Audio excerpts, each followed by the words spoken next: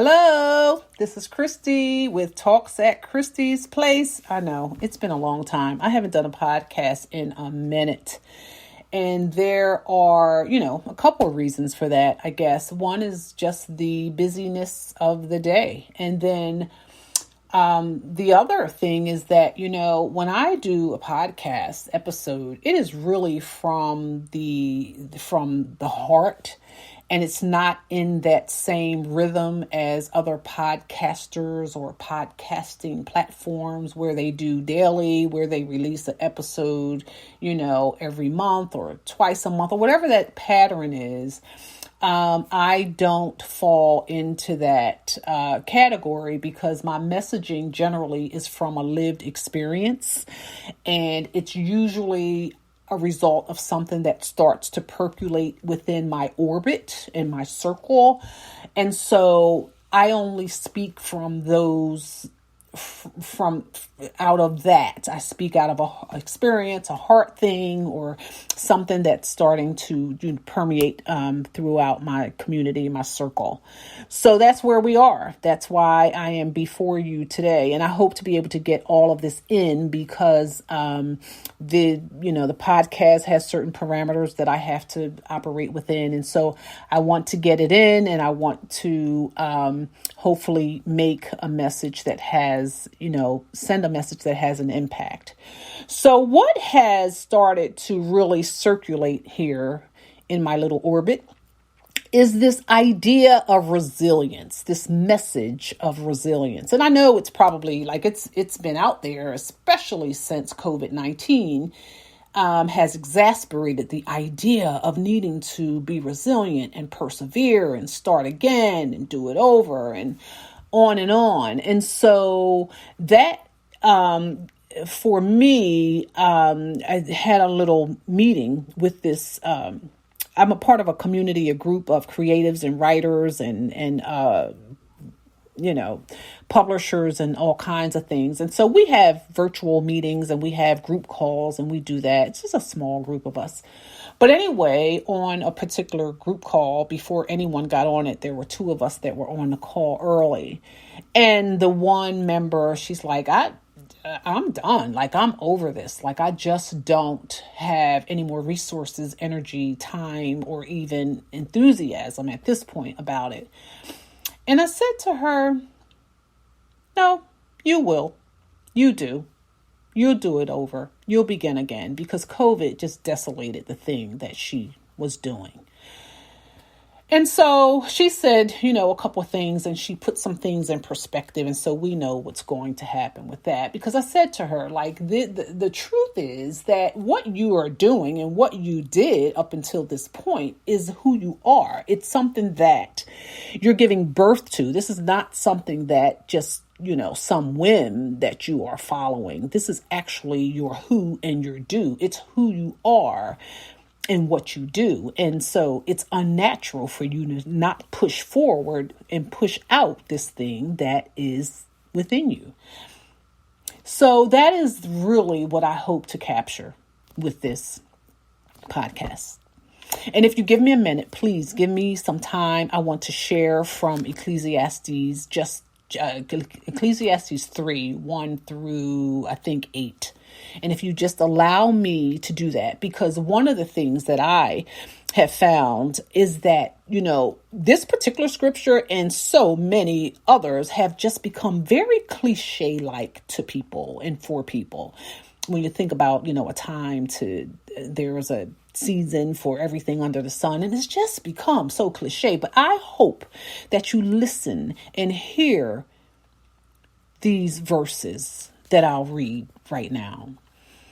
To everything there is a season, and a time to every purpose under the heaven, a time to be born, and a time to die, a time to plant, and a time to pluck up that which is planted, a time to kill, and a time to heal, a time to break down, and a time to build up, a time to weep, and a time to laugh, a time to mourn, and a time to dance, a time to cast away stones, and a time to gather stones together, a time to embrace, and a time to refrain from embracing, a time to get and a time to lose, a time to keep and a time to cast away,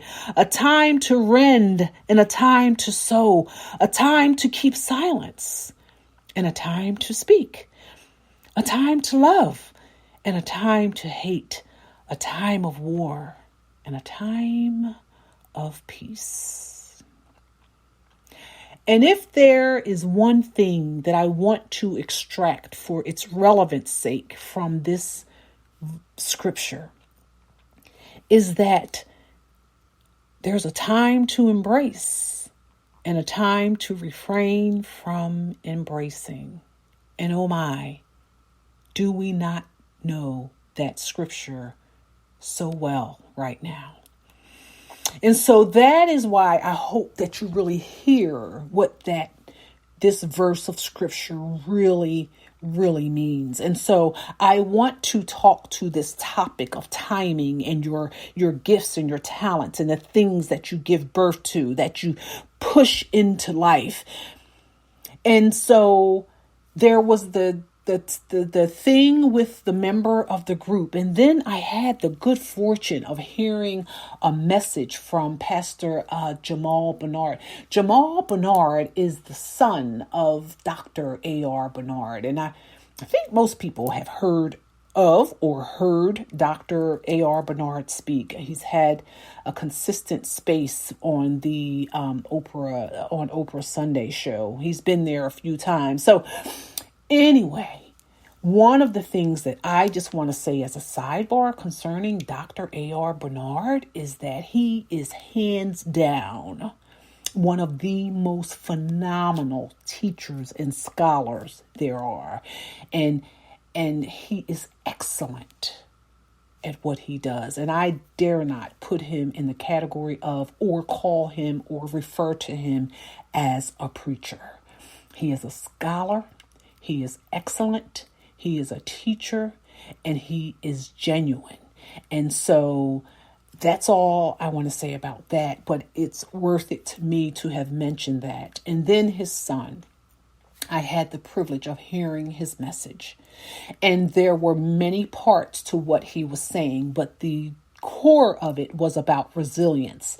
It was for the visionary, the builder, the creator, the writer, and so though the message is certainly applicable across all people groups and all types of people, but it certainly was one that is especially resounding for those who are visionaries and founders and people that create and write and do music and the whole nine yards. And so COVID-19 has had a very, very, very powerful impact on that group of people. It's impacted every facet of life.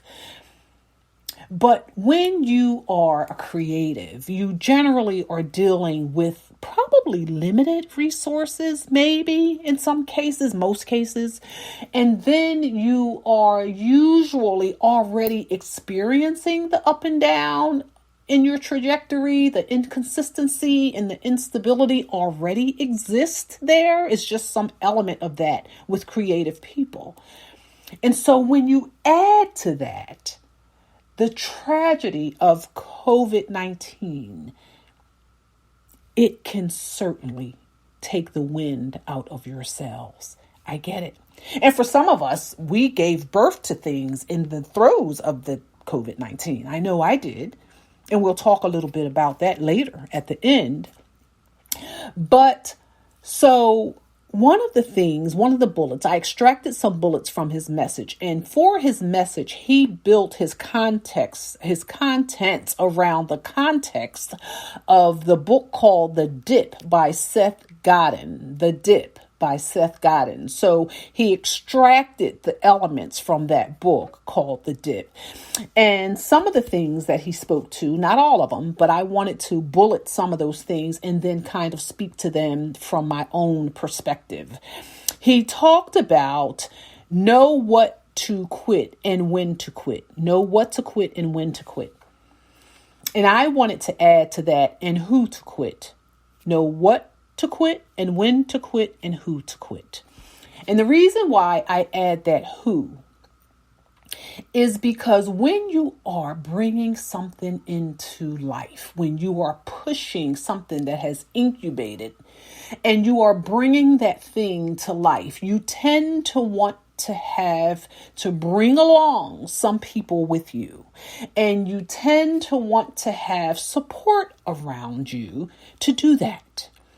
But what I know to be true is that people in their humanness, in their flawedness, it is not intentional. It is just the condition of our humanness. People will disappoint us. People will disappoint you. They did not wake up in the morning and say, I think I want to disappoint Christy today. No, that's not how that goes. It is just a consequence of our broken humanness. It happens. But then there is this other side of the people component that is a bit uncomfortable to talk about. It's a bit uncomfortable to think about, and it's certainly a bit uncomfortable to talk about. But I will, in the scheme and the theme of understanding how you have to rebuild and bounce back and move forward and continually focus on the thing that has been birthed, that has been planted inside of you to give birth to. People will want to compartmentalize you. They will want to keep you in a certain compartment in order to be comfortable with you. When you are the person whose life is up and down and up and down, there is struggle, there is instability, there is challenge, there is, there's oftentimes just this up and down trajectory. And so there are people in your orbit that tend to want to keep you in that space. And I'm not quite sure if it's because they are able to deem themselves as this person who has this, knight in shining armor complex, or you're needing them and relying on them provides them with some sense of self. I'm not sure if that's it, but it seems like that's it. And so when you start to have a trajectory that becomes stable and consistent, and that trajectory starts to stay somewhat leveled up, that person or those people will become uncomfortable with you in that space because you no longer are providing them with the sense of self that they need to feel like the knight in shining armor or important or relevant. So that's uncomfortable and it's hard to say. But again, I reiterate, it is something that I know for sure. So that is something that you're going to have in your mind's eye when you are thinking about, how do I not quit after I've been disappointed by people? How do I overcome being deflated because I've been disappointed by the very people that I thought supported me? And that's just something worth mentioning. And then this other idea about failure, like this thought that failure is this derogatory curse word or something. When you say failure, it's immediately triggers this cascade of negative thoughts.